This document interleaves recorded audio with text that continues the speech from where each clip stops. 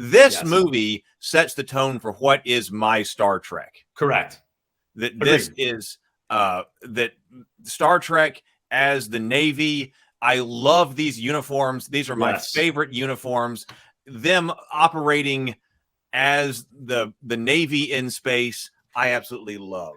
So Star Trek is always, when I think of Star Trek and what I love, it is this that was developed here in Star Trek 2. 100%. And I think Hollywood agreed with you. They really didn't get away from that look. I think the next generation by default, this is a different generation. It's a new Enterprise. They had some new uniforms, but the maroon uniforms stuck around. I mean, for over a decade. And like you said, to this day, when I see the maroon Starfleet uniform with the epaulets and the insignia, that's Star Trek to me.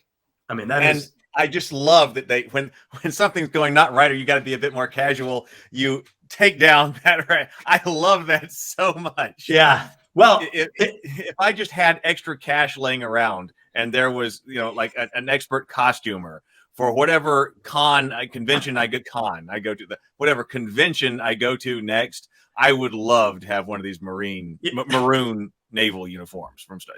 What's funny is they have those like spinners and all these things for anxiety and fidgeting. If my son asked me for one, I should be like, I'm going to get you Kirk's shirt. Anytime you get frustrated, you can just rip that. Oh thing. My God. and what's funny is here's the movie that launched this very strong militant look.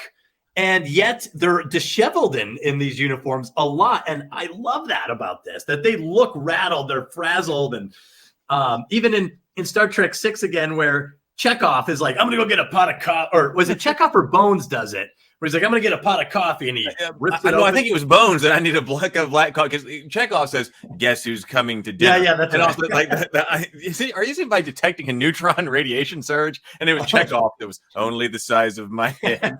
Right?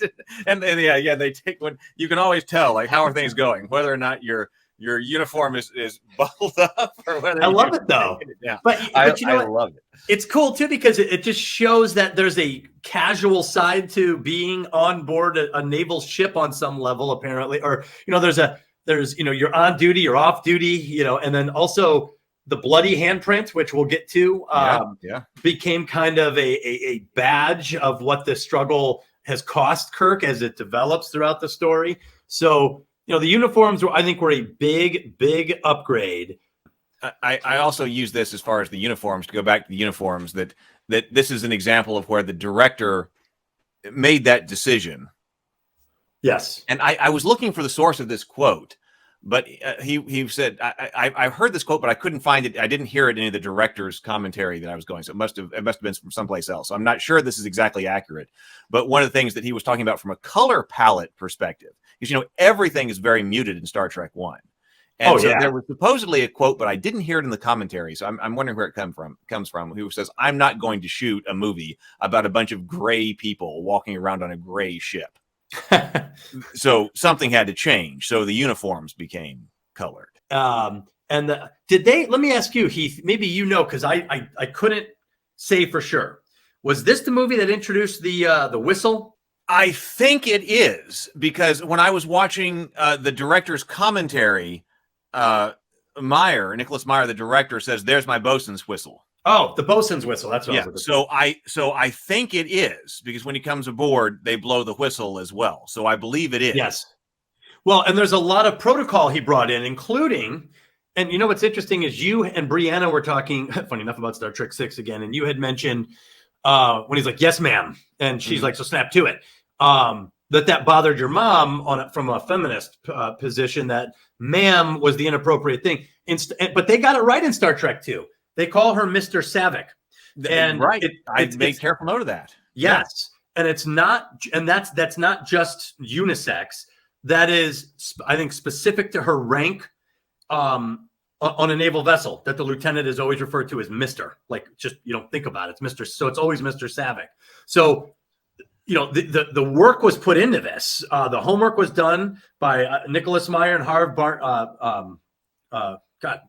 Burnett, right? Harv Burnett. Am I saying that right? I want to make sure I get his name right. Harv, what's his? I'm literally mixing it up. I just had anyway.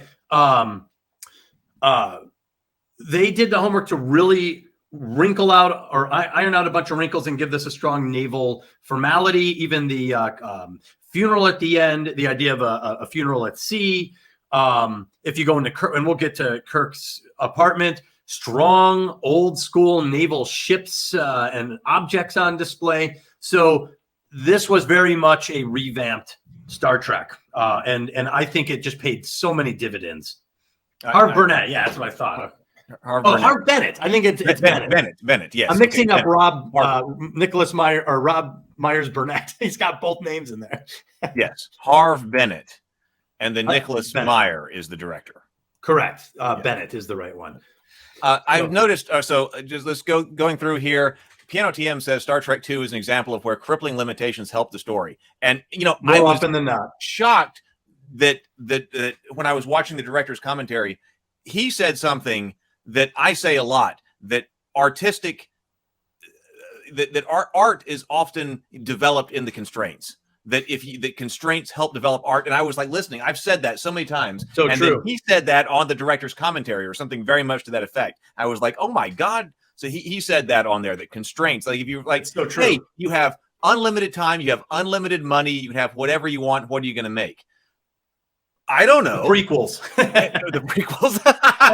You know what I'm saying? I mean, that's the difference between unlimited power of the prequels and the scarcity and limitations of the original trilogy. Yes. I like that. So when I saw, it's interesting side story, but Star Trek II was what introduced me to Roman numerals when I was a kid. So in 1982, I was 6. Is that right?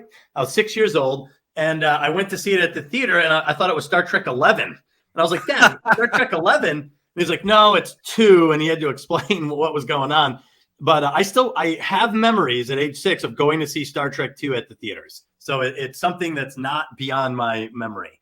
And I remember my dad tried to explain this to me at the time that it's based off of it's almost a sequel to a TV series episode called Space Seed. Yeah. And I don't think I had actually seen Space Seed for 10 years. I must have been 16 or 17 when I finally watched Space Seed.